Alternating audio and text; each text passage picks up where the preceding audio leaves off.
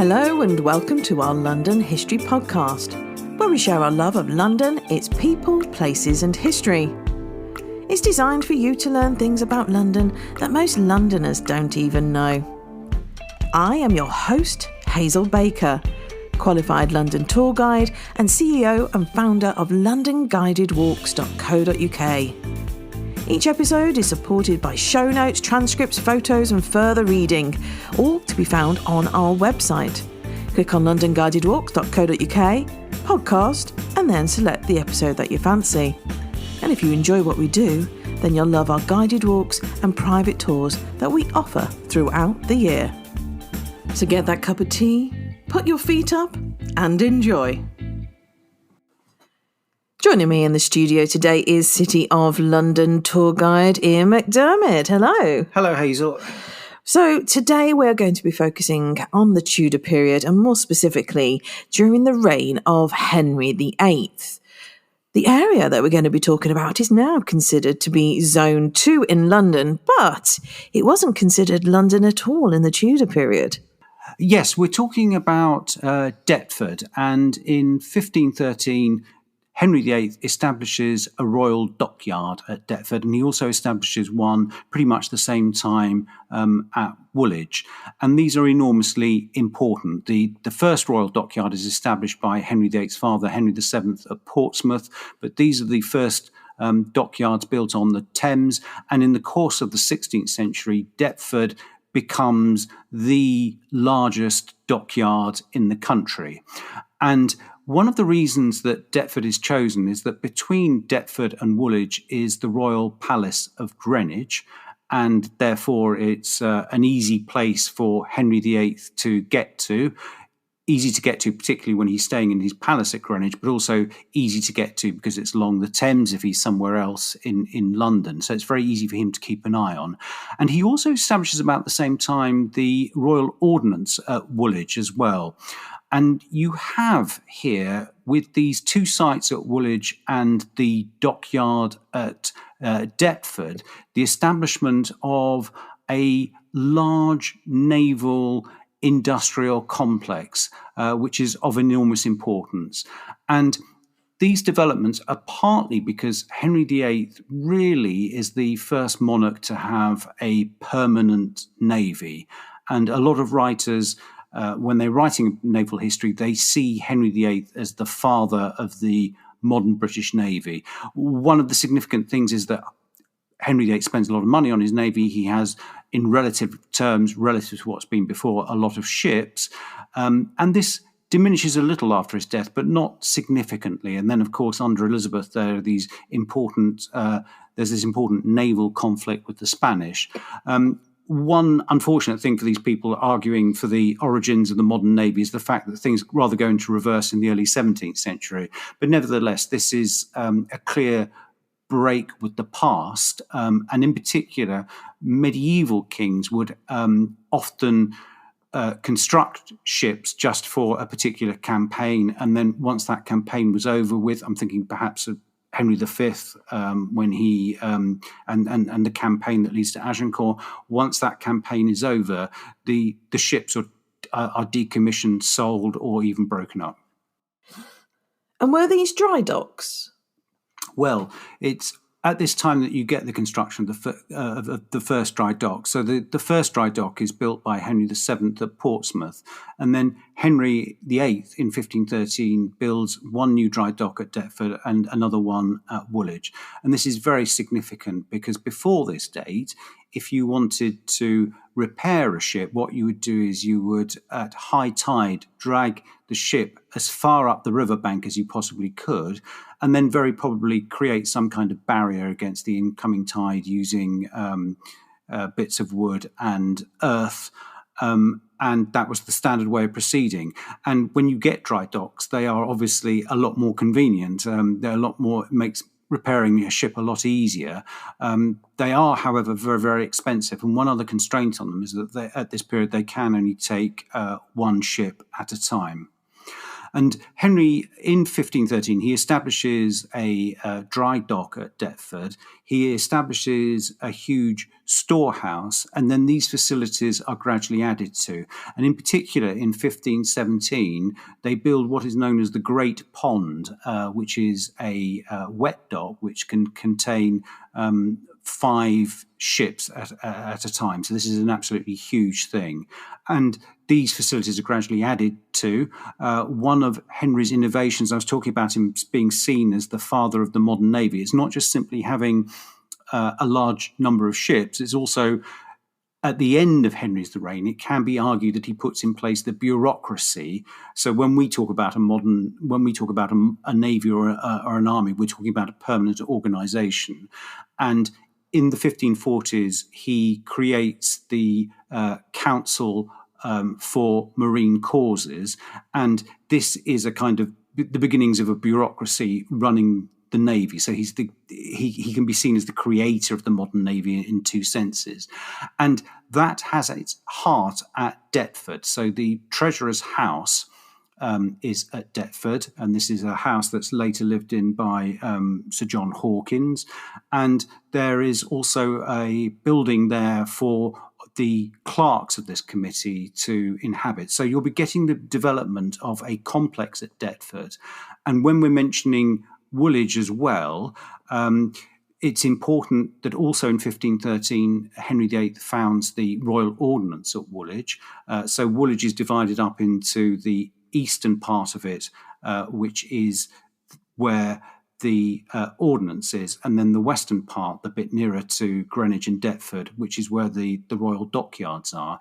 And you can see that you're getting the development of a naval complex here, and this is by far and away the largest industrial complex in early modern England. And after our period, it'll expand enormously, especially in the 18th century. It becomes absolutely vast. But really throughout this period, up until England industrialises, this is the largest concentration of industrial activity. And it's not just the Woolwich and Deptford and Greenwich. They also are taking activity. They're building docks, they're repairing ships at other places along the river, like Erith, for example. So it's a huge, huge undertaking. And why these particular places? Well, partly because the palace is there at Greenwich. Also, it's obviously convenient with the river. It's very convenient to move ships along. Well, reasonably convenient to move ships along. One thing about the Thames at this time is that it can accommodate the largest ships in existence. And it's also extremely convenient for communications because of the river. One of the things that you have to do with navies is you have to victual them. You have to make sure that the men on board have sufficient to eat and drink, and they also need supplies of ammunition and things. And the victualling is absolutely huge. You're talking about vast amounts of salted meat, salted fish, ship's biscuits, fresh water, and above all, beer. And all of this has to be supplied. And obviously, the one place in England that can provide victuals for a navy is London. And even when the ships depart from bases outside London, and in particular Portsmouth, the victuals will still be sent by ship from London. That's for when you're sending a ship out to sea when it's all ready, but also you need to repair the ships and you need to build the ships. And obviously they take vast amounts of timber. The structure of the ship is made of oak, and the planks that they use for oak are enormously thick for the hulls, but also for the decking. And you need to have a reasonable supply of timber, which you've got in southern England because of Kent.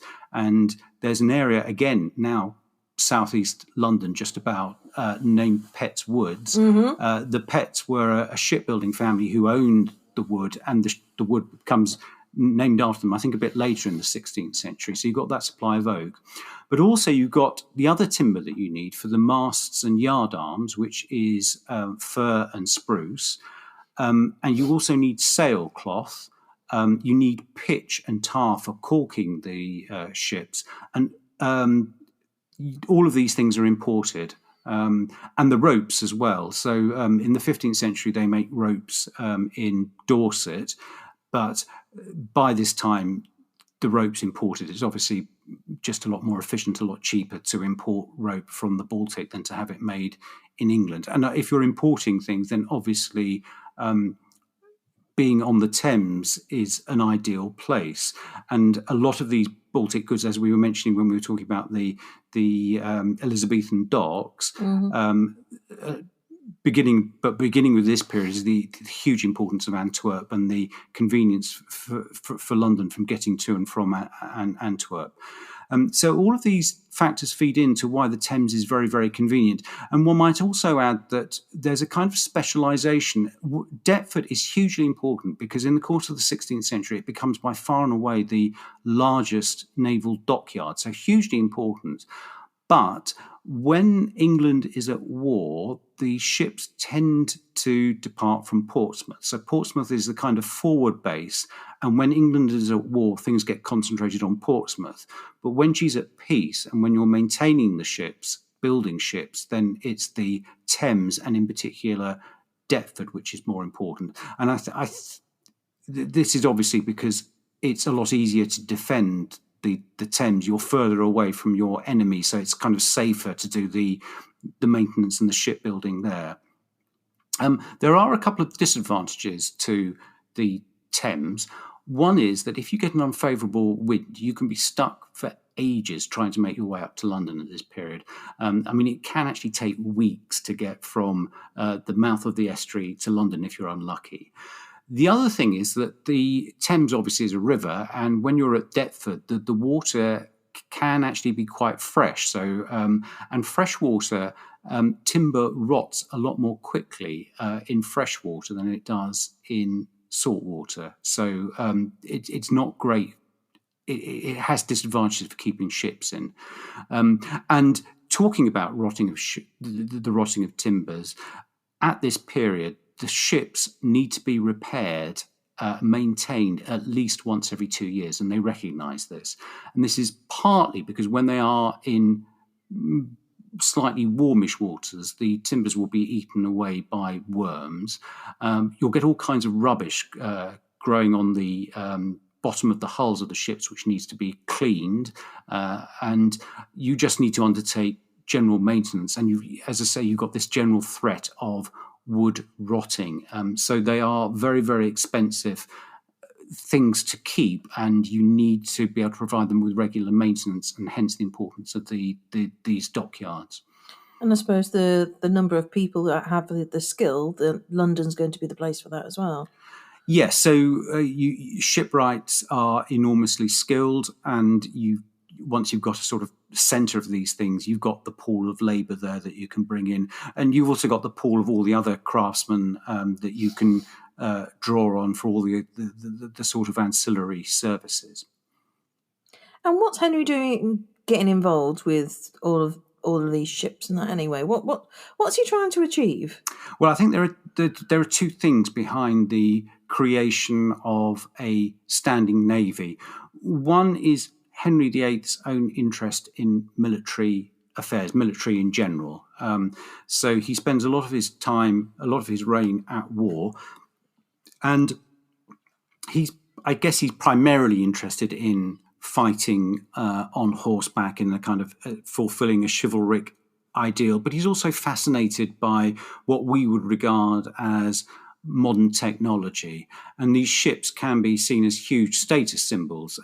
One of the ships that is constructed at Woolwich at the beginning of his reign is the Henry VIII Dieu, which is a remarkable ship, 1,500 tons. When we were talking about the Elizabethan dockyards the other week, I think I mentioned that a lot of the ships docking in London for commercial purposes were between 60, maybe 80 tons. So this is 1,500. It's absolutely enormous. And I think this vessel was partly a sort of big vanity project on the part of Henry VIII. And when we say tons, what do we mean? Well, yeah, it's a good question. Unfortunately, when you read tons, it's often spelt TONS, and it shouldn't be confused with the modern use of tons.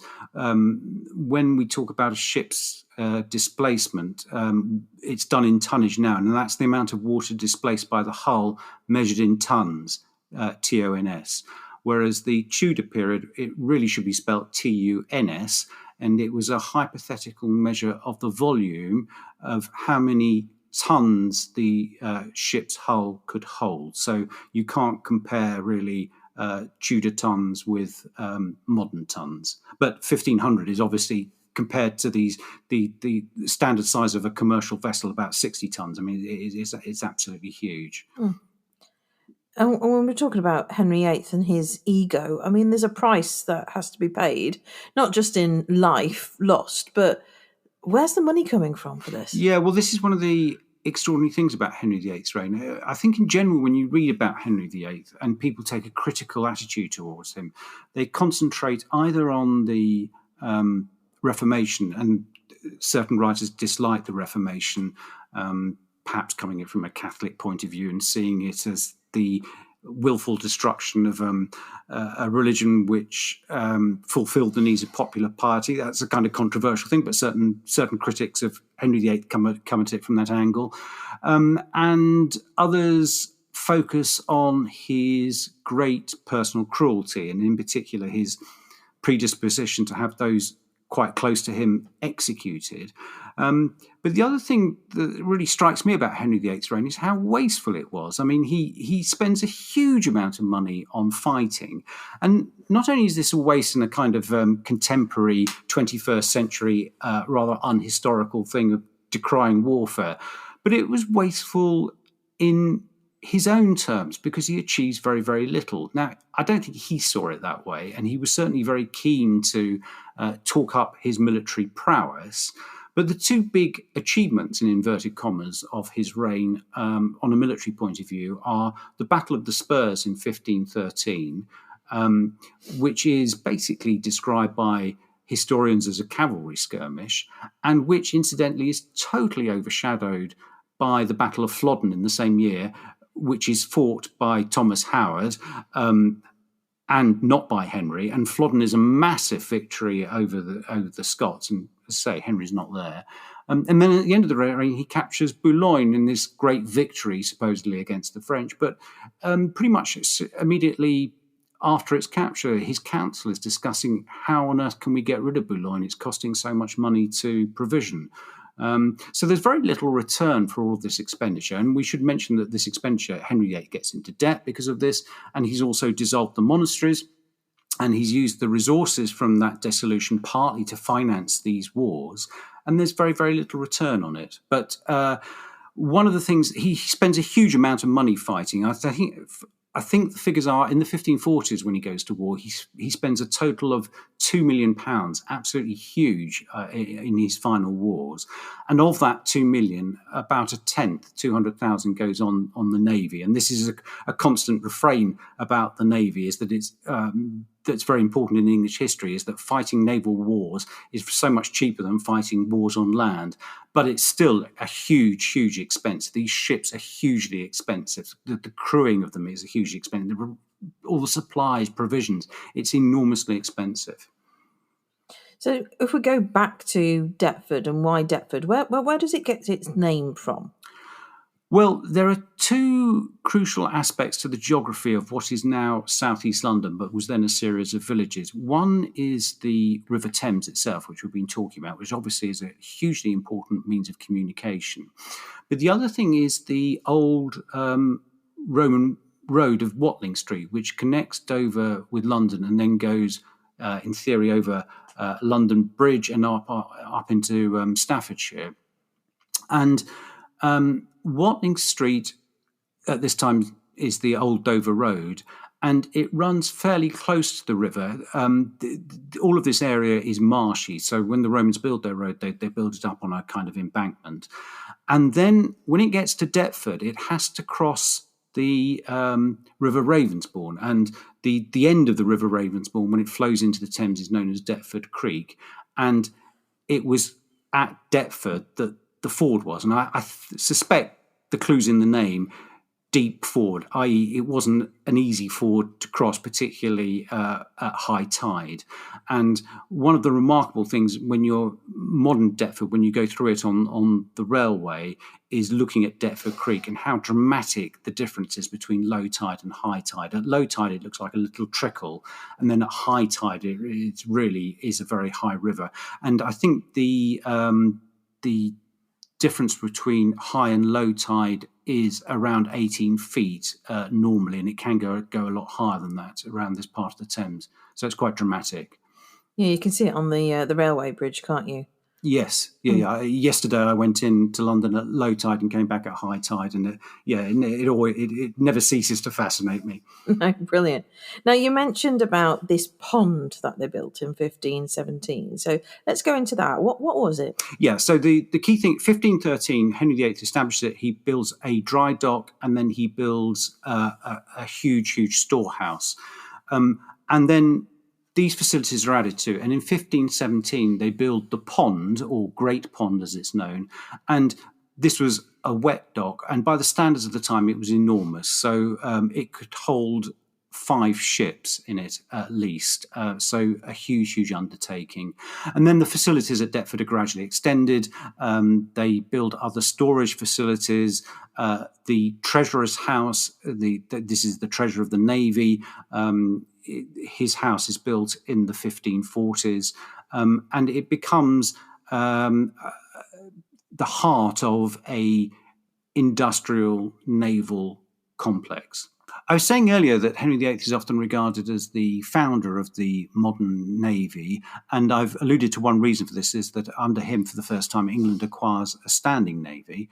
But he's also, historians, when they look back and they want to see the creation of the modern navy, they look at his bureaucratic reforms. And in particular, in the 1540s, he creates something known as the Council of the Marine, or sometimes it's known as Council for Marine Causes.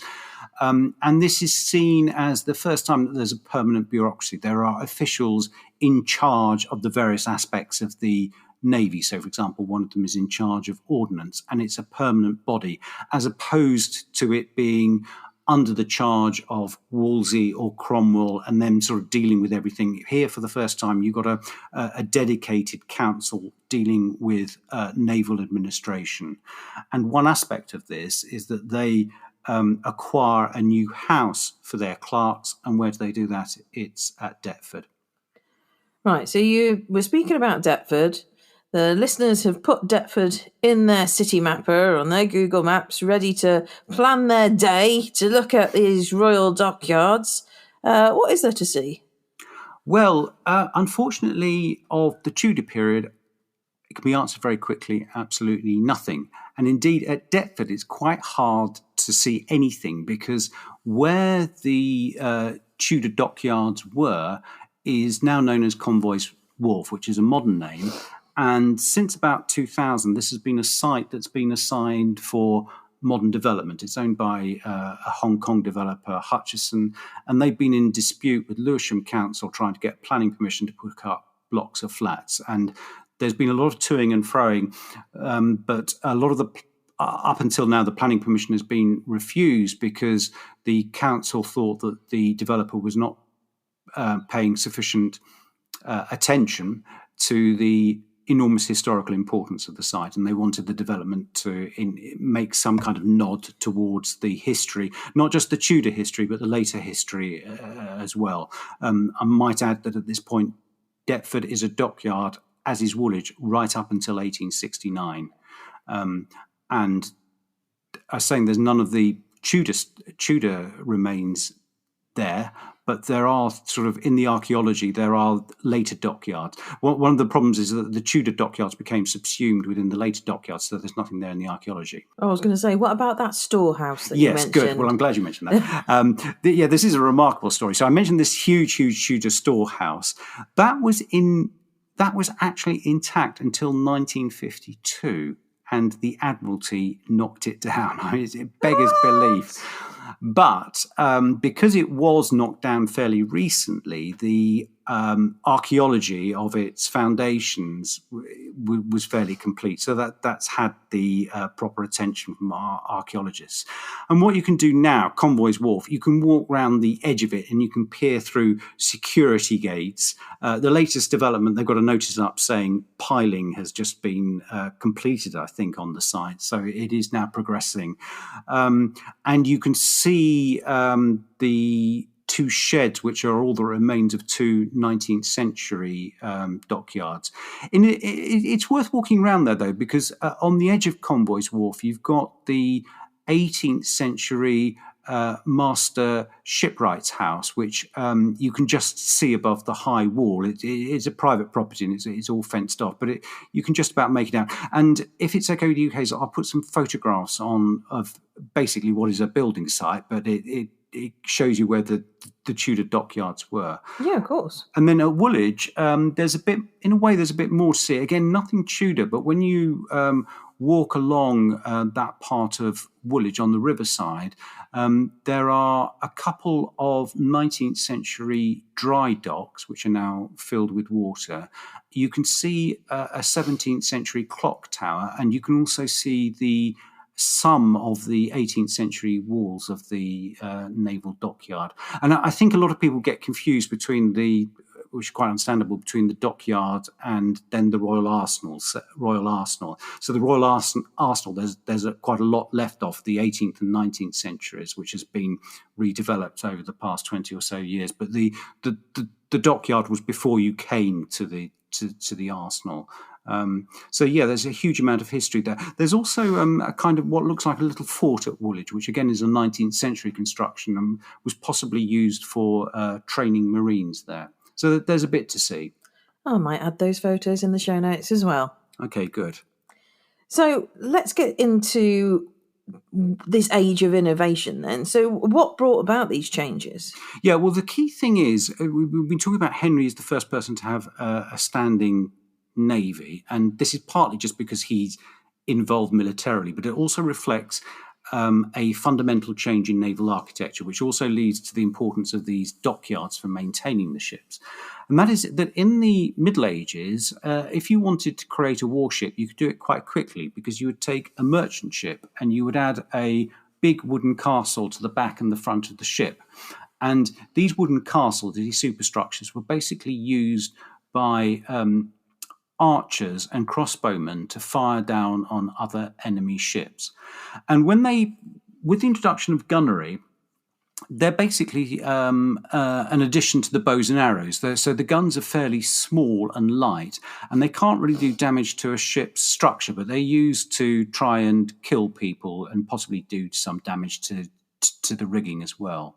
And then the key development into creating standing navies is the development of the dedicated warship. And this was because the guns become a lot bigger, and you can begin to entertain the idea of having guns with sufficient power that they will actually damage the structure of a ship. And the Portuguese are the first people to mount big guns on ships. But in England, the crucial development comes with the launch of the Mary Rose. And the Mary Rose is launched she's built in 1509. Might have been begun in Henry VII's reign, at the very end of it. But she is the first English ship to mount guns on her waistline on the deck above the orlop deck. So the orlop deck is the lowest deck in a ship, and she had two heavy guns on either side. And not only have you got big guns in the waistline, the other crucial development is you've got those I was going to say modern gun ports, but I'm thinking of sort of Nelsonic type ship when you have a square hole in the ship with a hatch over the top. And in theory, you can begin to contemplate doing structural damage to other ships. Now, because you've got these guns in the waist of the ship, and you're no longer able to convert merchantmen, for the first time, really, you've got dedicated warships, and they are ships that aren't very good for being used as merchantmen. Before this date, not only could you convert merchantmen into warships, but obviously you could convert them back again. And the kings, if they were interested in naval affairs, they would have a sort of small fleet of their own ships, and they would hire those out. And one of the targets for hiring them out would be merchants who wanted to use them. So with these, beginning with the Mary Rose, you get these modern in the sense of ships that are dedicated to fighting, and they are permanently there, and you need to look after them. And so hence the need for a lot of these dockyards. So you've mentioned Portsmouth, but why specifically the River Thames? Yeah, so we've said that Portsmouth was developed by Henry VII, and I think one reason why Henry VIII was keen on the Thames was simply that it was further away from potential enemies. So Portsmouth alternates really with the Thames dockyards. When England is at war, Portsmouth is the forward base from which the ships are dispatched. But otherwise, it's the Thames yards that are the main yards, and it's Deptford that's by far and away the largest dockyard in the 16th century. And I think it's partly to do with strategy, just being further away from the enemy. But the Thames has a lot of advantages. In the middle of Deptford and Woolwich, you've got Greenwich, and Greenwich is where one of Henry VIII's palaces is, so it's very convenient for him to be involved and to keep an eye on things. And also with ships, you need an awful lot of material. You need a lot of material to provision them, and you also need a lot of materials when you want to construct them. When you want to construct them, you need a ready supply of timber, and the main structure is made of oak, and you're fairly near to decent supplies of timber from Kent. And in particular in southeast London, there is now an area known as Petts Wood. That is a 16th century name. I think the name's a bit later than Henry VIII's reign, but the Petts were a dynasty of shipbuilders who happened to own the land there. And in addition to that, you need to be able to draw on a supply of skilled labour. There was already some shipbuilding at Greenwich, at Woolwich, and at Deptford. You need to draw on a supply of labour. London's quite an easy, convenient place for getting people from. And you also need to be able to victual the ships. And London is really the only place in England which has got the large markets whereby you can get all the produce that you needed when you were sending ships on voyages.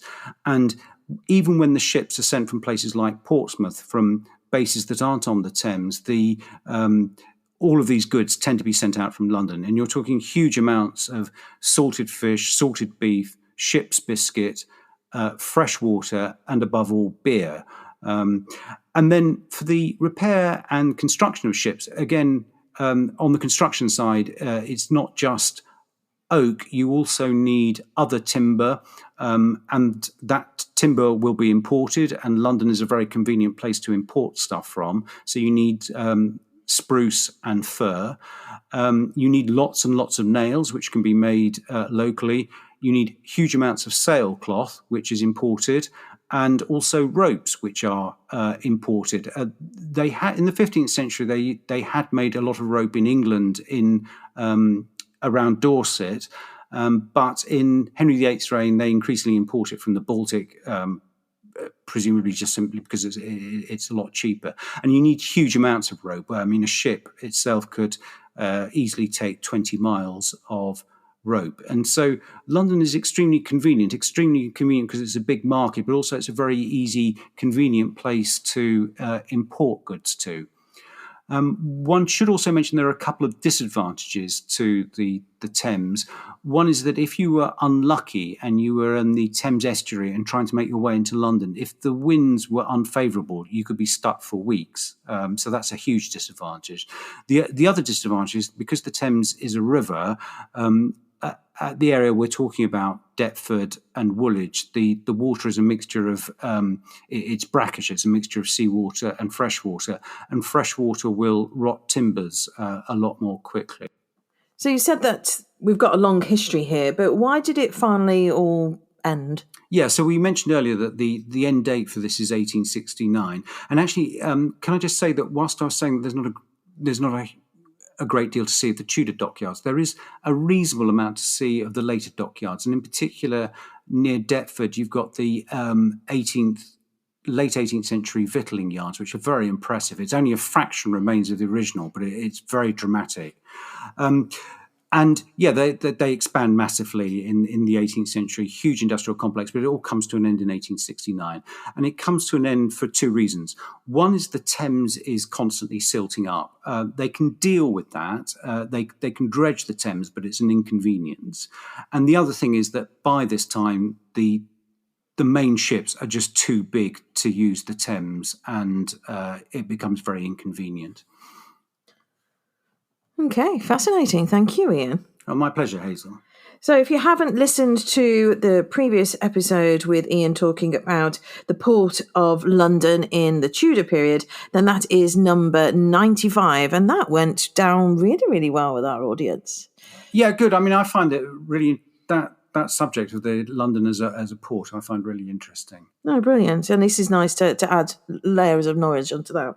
Yeah, and it's good to do something about the Tudors again, isn't it? Yeah, firm favourite. Thanks, Ian. Okay, my pleasure, Hazel. That's all for now, but if you'd like to know more about Tudor London and its history, then go to londonguidedwalks.co.uk/history/Tudor. And that's also where you could sign up to be the first to hear about my brand new book, Tudor Palaces of London. Until next time.